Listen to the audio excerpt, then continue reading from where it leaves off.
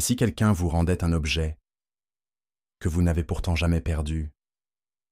Ce que j'ai vécu ce jour-là défie toute logique. Laissez-moi vous raconter cette histoire.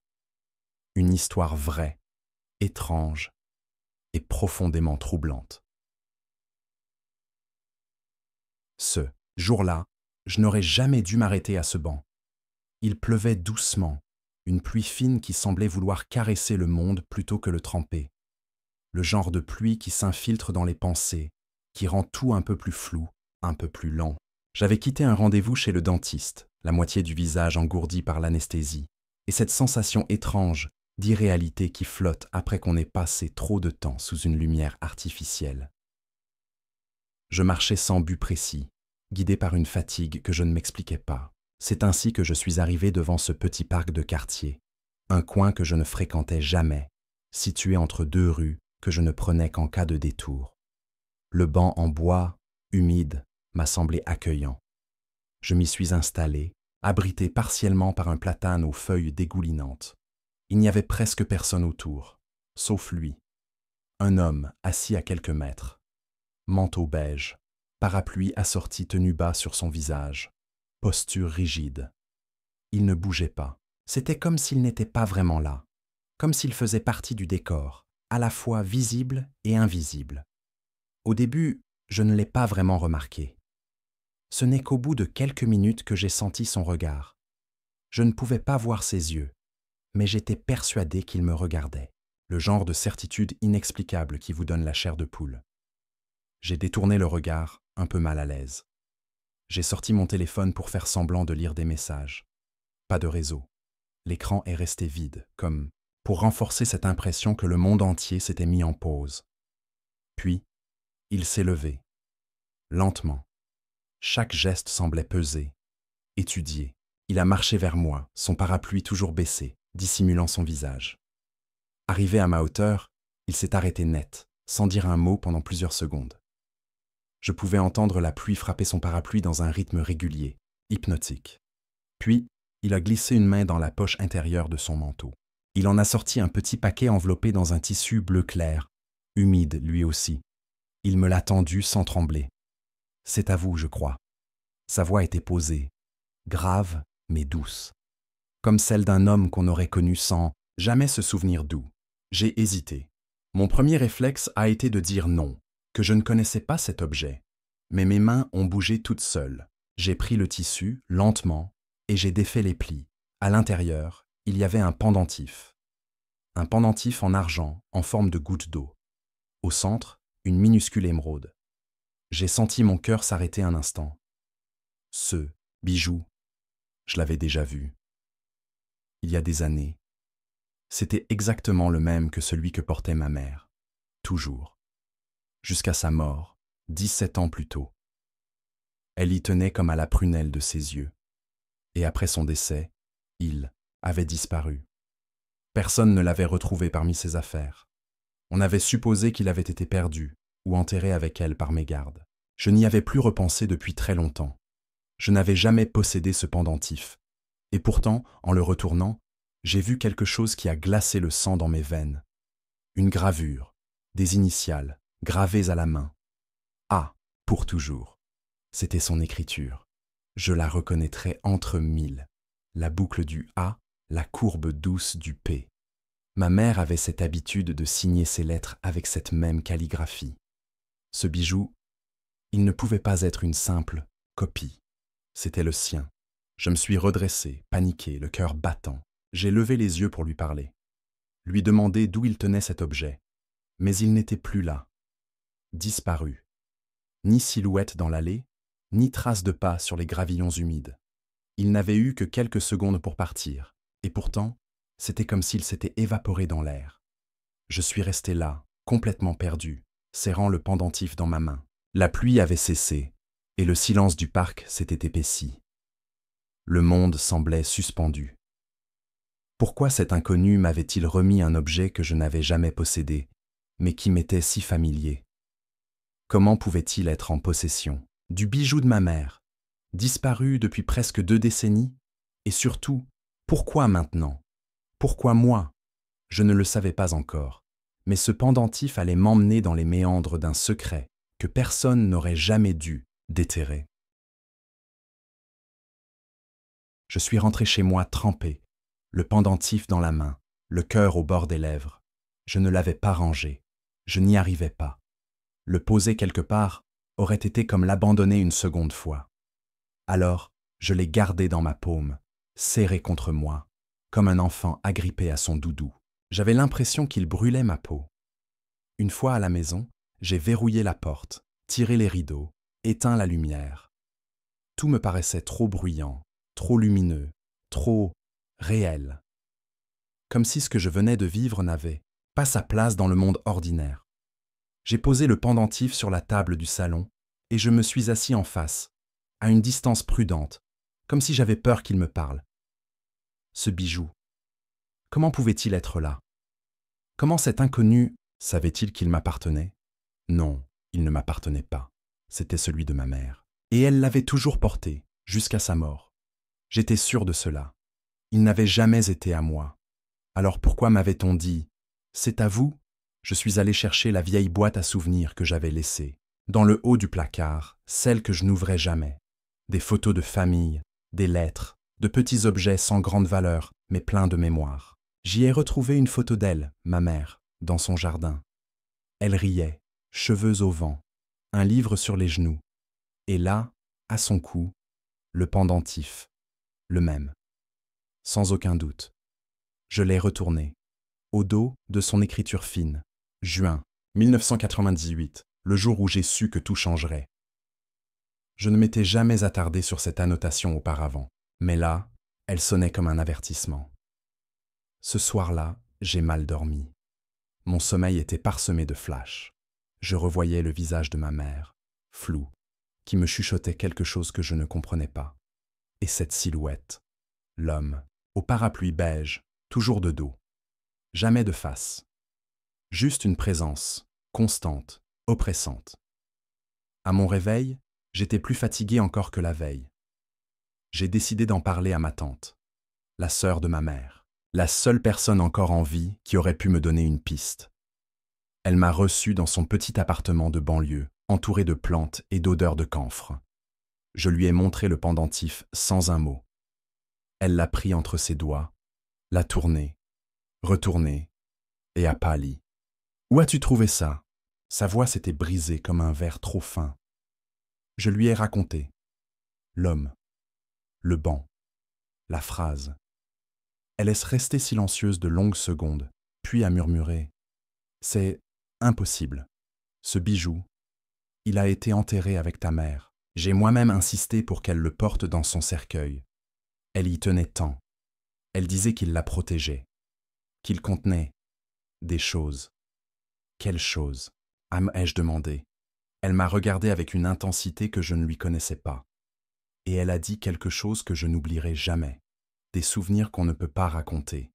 Des vérités qu'elle a voulu sceller. Elle disait que ce bijou était une sorte de prison, qu'il gardait les secrets que sa bouche ne pouvait plus prononcer. J'ai ri, nerveusement. Mais au fond, je savais qu'il y avait quelque chose de vrai dans ces paroles. Ma mère avait toujours été mystérieuse. Il y avait eu des choses non dites, des silences étranges, des absences dans les conversations. J'ai repris le pendentif et je suis rentré chez moi.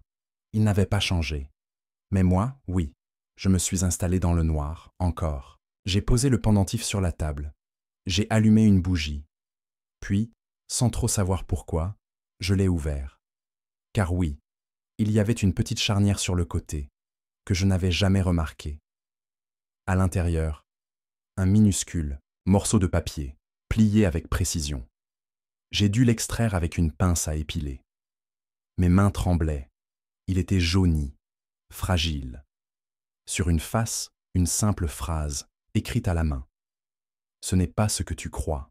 Je n'ai jamais eu le choix. » Monsieur, qui était monsieur? Ma mère? Une autre personne? Et de quoi parlait-elle? Qu'est-ce que je n'étais pas censé croire?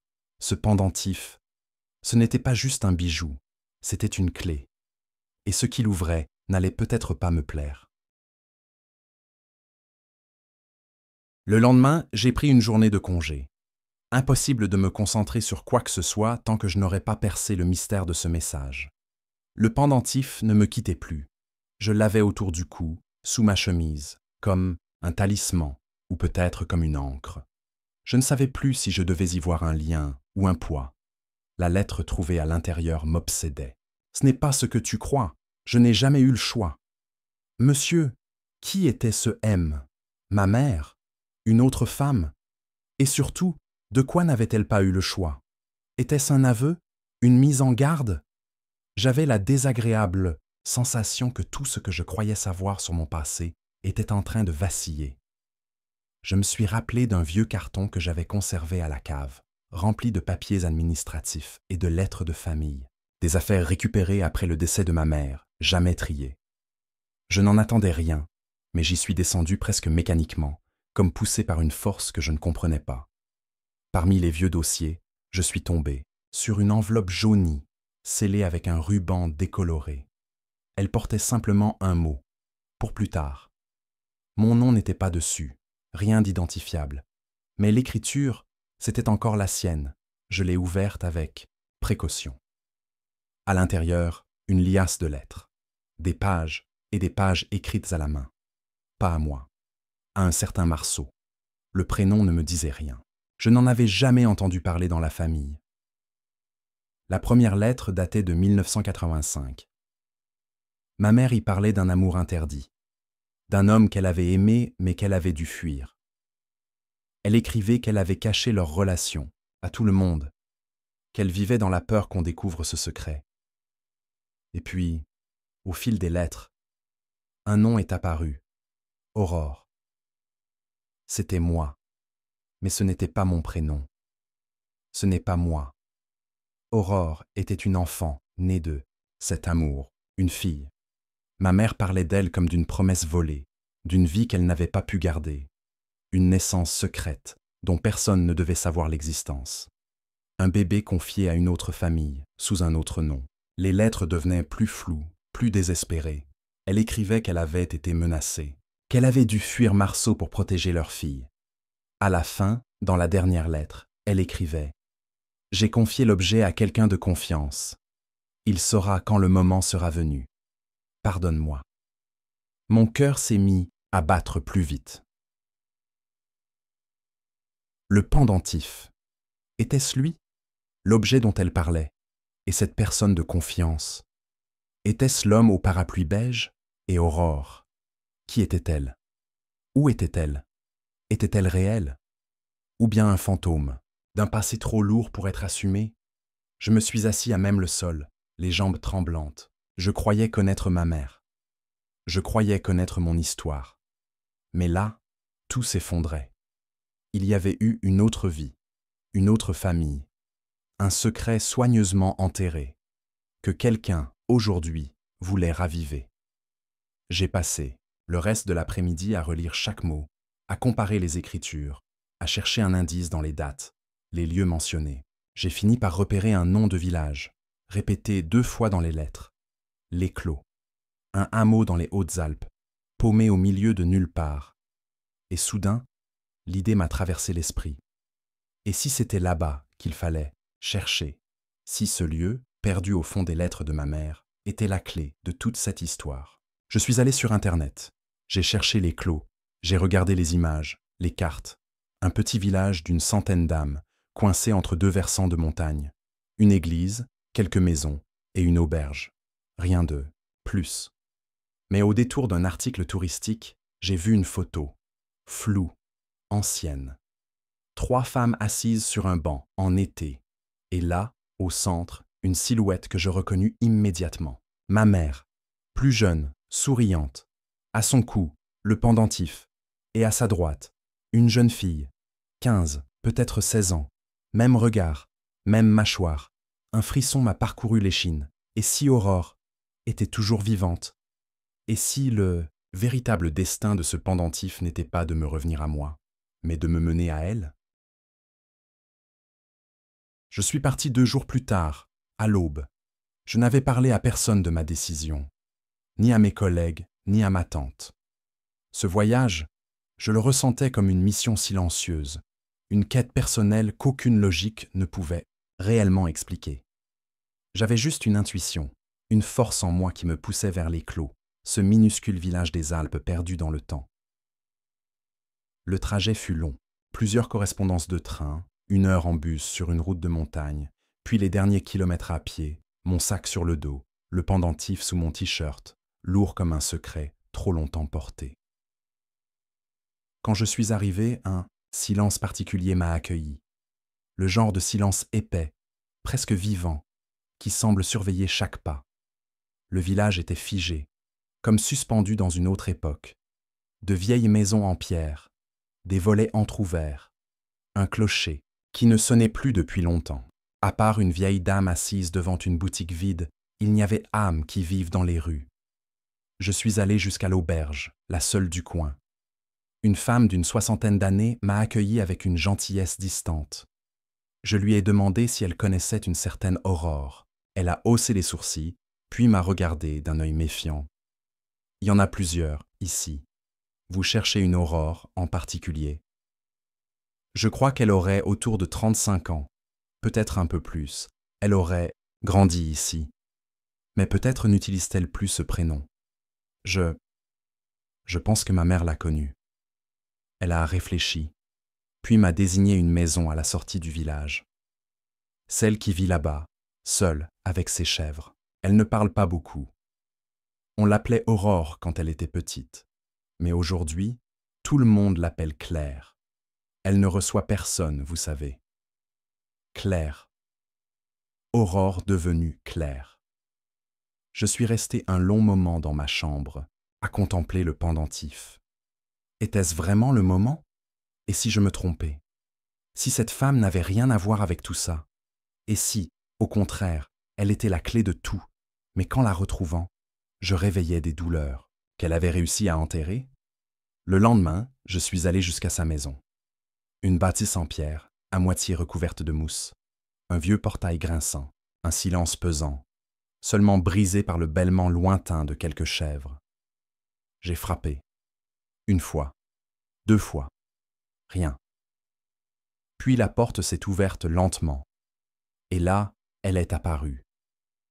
Elle avait les cheveux relevés en chignon désordonné, un visage dur, marqué par la solitude, mais des yeux, ses yeux, le même vert pâle que ma mère, le même regard intense, mélancolique. C'était elle, je le savais. C'était Aurore. « Oui » a-t-elle simplement demandé.